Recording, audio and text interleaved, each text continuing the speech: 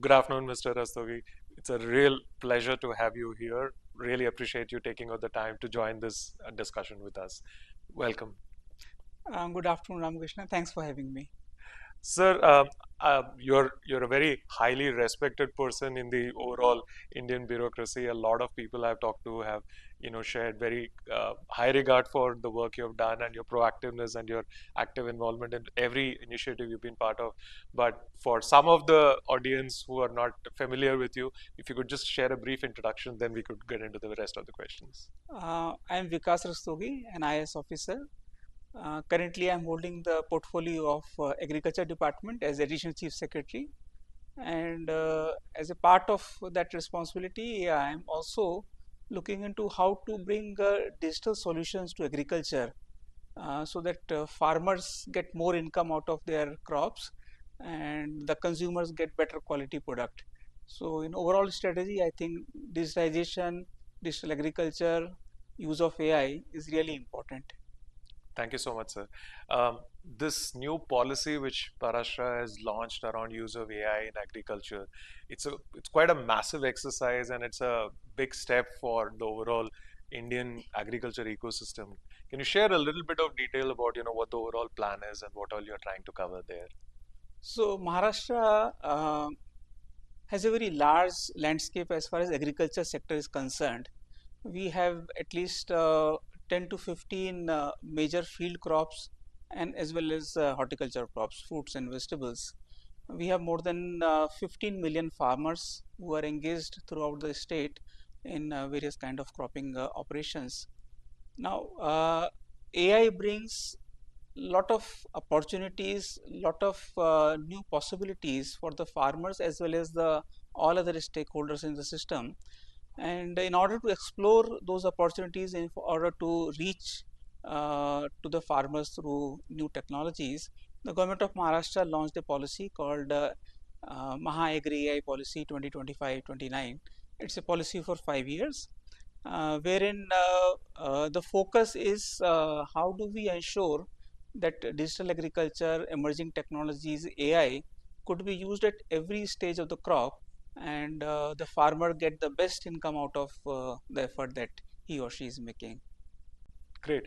I know there are multiple pillars involved, and there are multiple teams involved in kind of pushing the overall policy ahead. Do you see any one or two areas where potentially the impact can be the massive or the maximum, so to say, from a tech involvement perspective? So before I answer that question, I think it's important to understand the what are the important policy pillars. And the first one is to set up an AI and Agritech Innovation Center, which has already been done. And this center is basically ensuring that the entire policy is implemented in letter and spirit. The second one is the the DPI, or what do we call it? Accessing data uh, available with DPI by various stakeholders. So setting up a agriculture data exchange and a sandbox wherein the startups and other players could test their hypotheses, their algorithms, etc. So that's the second pillar. Third pillar is about setting up a geospatial data engine, because remote sensing offers a lot of possibilities for the crop and timely operations for ensuring that the crops do not suffer from pest and disease attacks. So that's the third engine. Uh, the fourth pillar is about capacity building of all the players, including farmers and agriculture extension workers. Then we have a revolving fund wherein the startups and the companies who have innovative solutions which could be tested, which could be piloted, and ultimately scaled to the level of let's say hundreds and thousands of farmers. That's the next one. And we also have a global conference to be organized every year. So the first conference is being organized on 22nd, 23rd February 2026 in Mumbai. wherein we want to bring global players, including academia, research, industry, startup, venture capitalists, uh, the policy think tanks, and the government on the same platform to exchange their ideas, share what they are doing, and a lot of learning is possible through that platform. So the first conference is on 22nd, 23rd in Mumbai. Great. Talking through the different pillars within the overall policy, as I was just mentioning at the beginning, if you could just highlight which of those pillars you think can create the maximum impact, or where you have the maximum aspiration, यहाँ पे कुछ major हो सकता है. I would love to hear your views.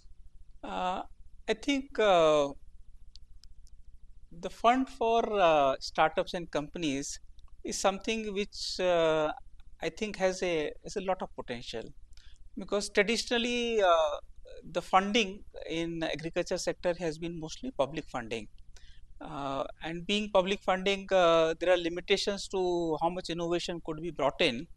I think it's a great time wherein we involve the startups and other companies who are working in digital agriculture to showcase their solutions, curate their solution for different geographies, different crops, and different life cycle of the crop stage.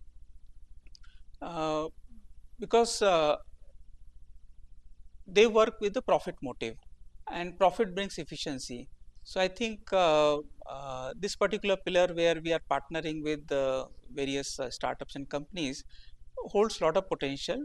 This also will ensure that the research that's already available is actually translated onto a field wherein the farmers get the benefit of the new technology. The other stakeholders like farmer producer companies, the processors, etc., they all get the share of the value chain, which will be much better value chain, will get uh, much more inputs because of the technology. Wonderful. Um, if we could just step back a little bit, and if you could talk through how or what how you arrived at the current policy which you spoke about. What was the background or the preparatory work done? Because obviously, building such a large thing couldn't have happened overnight. There would have been multiple steps involved. Any reflections on the journey? I think it's important to understand uh, the numbers that we are dealing with in Maharashtra. So more than 15 million farmers, more than 15 million hectares of cultivable land in Kharif, and another, let's say, 5 million in Rabi. At least 15 to 20 major field crops, another 10 to 15 horticulture crop. And by the way, Maharashtra is the largest exporter of horticulture crops from the country. So the numbers are huge. But when we talk about the productivity, when we talk about the actual profit accrued to the farmer, there is a lot that we need to do.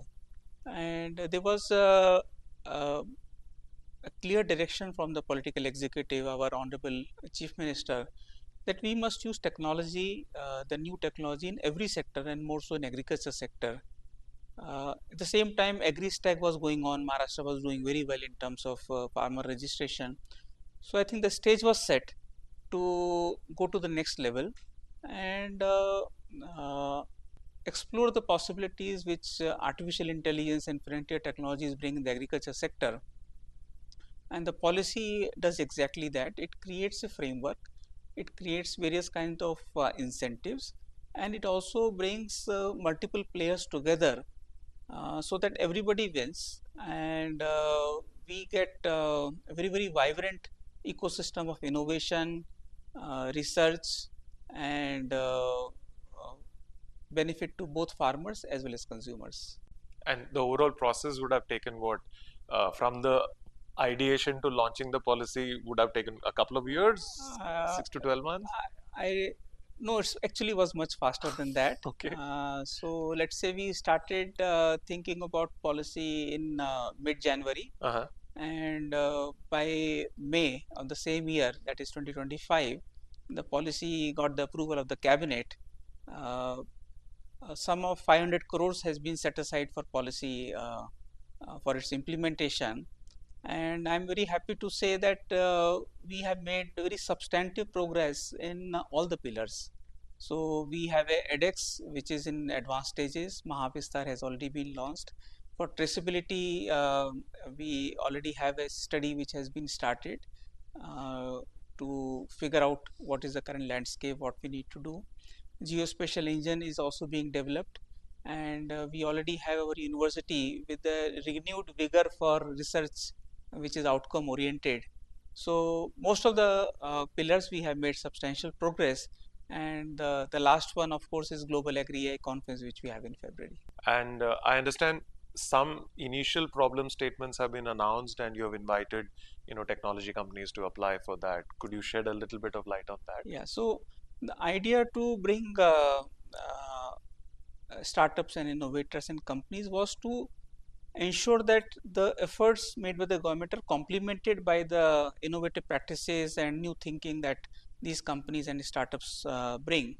And I think it's really important. The landscape of agriculture is very big.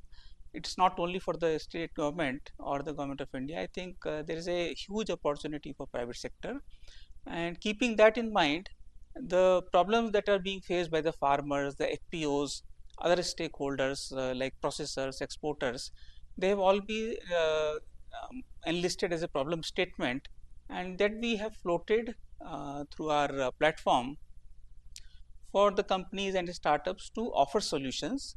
There are two tracks. One is the ideation and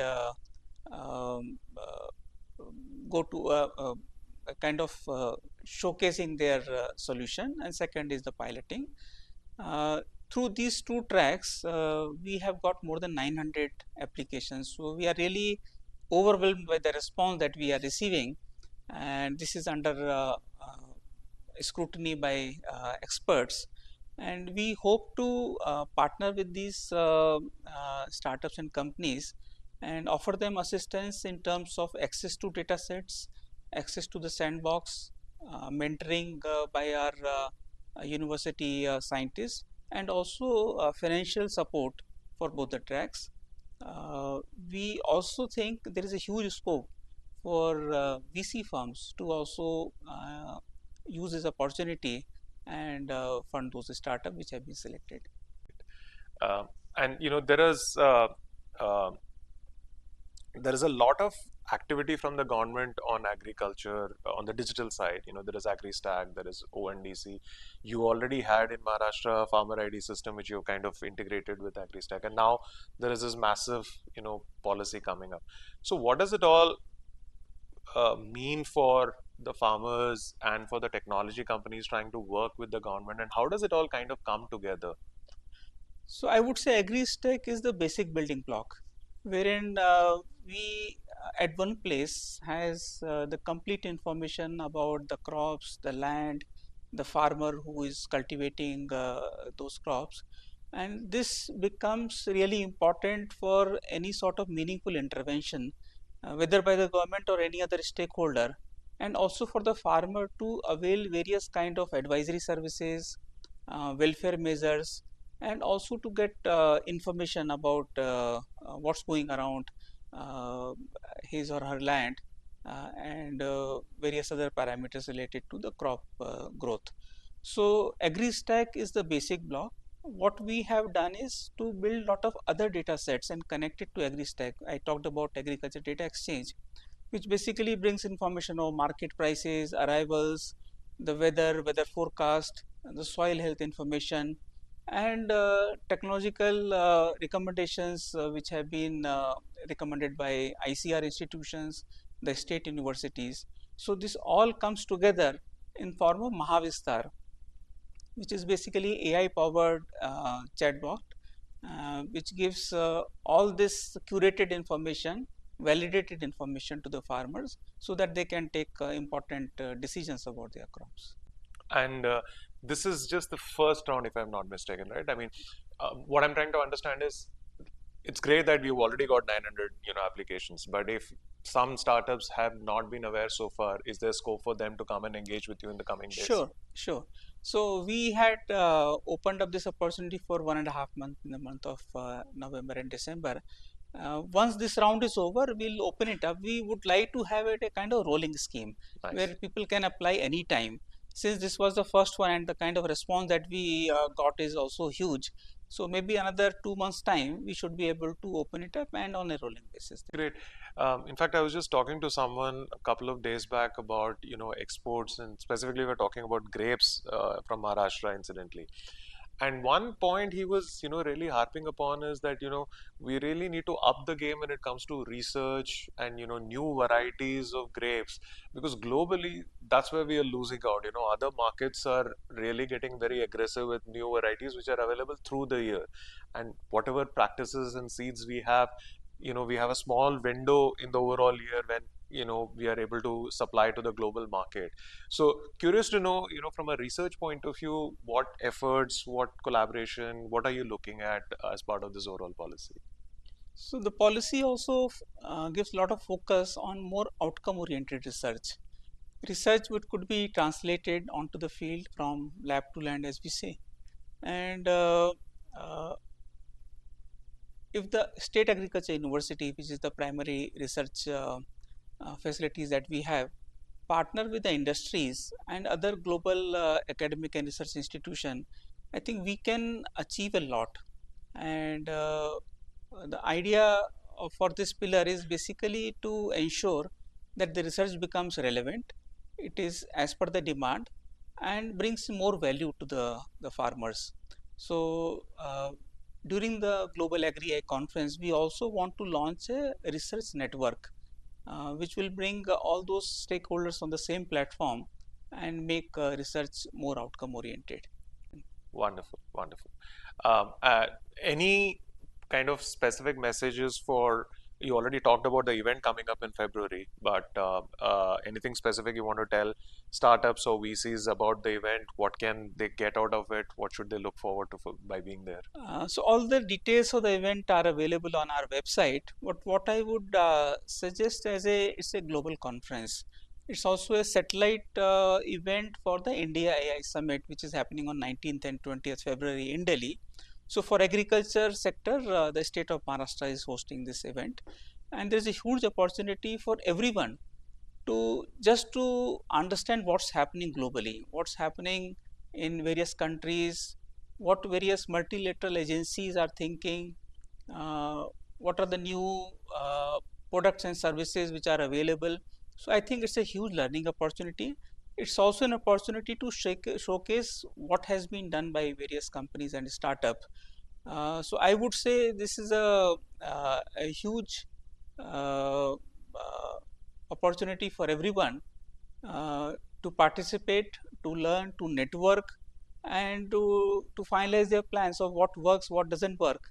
So I would strongly encourage all those who are working in agriculture sector to participate in the conference. The registration is also now open, and be a part of this initiative.